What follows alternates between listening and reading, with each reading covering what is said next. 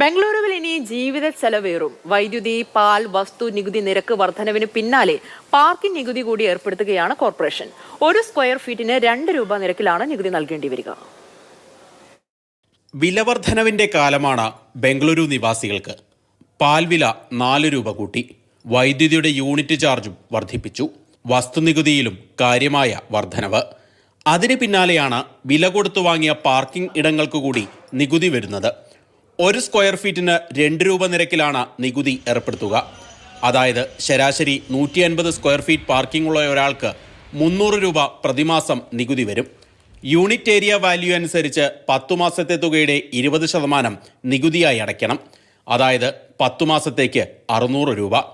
Parking ഇടങ്ങൾ കൂടി ഉൾപ്പെട്ട വസ്തുനികുതി അടയ്ക്കുന്നതിന് പുറമെയാണിത്. അപ്പോൾ അഡീഷണൽ ബേർഡൻ നമ്മൾക്ക് വരികയാണ് ഇവിടെ. നമ്മൾ ഒരു IT ഹബ്ബായിട്ട് അപ്പോൾ കുറേ മലയാളികളും എല്ലാവരും ഇവിടെ താമസിക്കുന്നതാണ്. അപ്പോൾ എല്ലാവർക്കുമുള്ള ബുദ്ധിമുട്ട് എന്താ വെച്ചാൽ അഡീഷണൽ ബേർഡൻ നമുക്ക് വരികയാണ് അതിൻ്റെ പോലെ. വാണിജ്യ സ്ഥാപനങ്ങളിലെ പാർക്കിങ്ങിന് പക്ഷേ തുക കുറയും. സ്ക്വയർ ഫീറ്റിന് 8 രൂപയുണ്ടായിരുന്നത് 3 രൂപയായി കുറഞ്ഞു. നിരക്ക് കുറഞ്ഞതോടെ റോഡരികിലെ പാർക്കിംഗ് കുറയുമെന്നാണ് BBMPയുടെ അവകാശവാദം. എന്നാൽ മാളുകളെ സഹായിക്കാനുള്ള നടപടിയാണ് BBMP സ്വീകരിച്ചതെന്ന ആക്ഷേപവും ഉയരുന്നുണ്ട്. ഇനി മറ്റൊരു ഭാരം. മാലിന്യം വീടുകളിൽ നിന്ന് ശേഖരിക്കുന്നതിന് ഇനി മുതൽ അധിക തുക നൽകണം.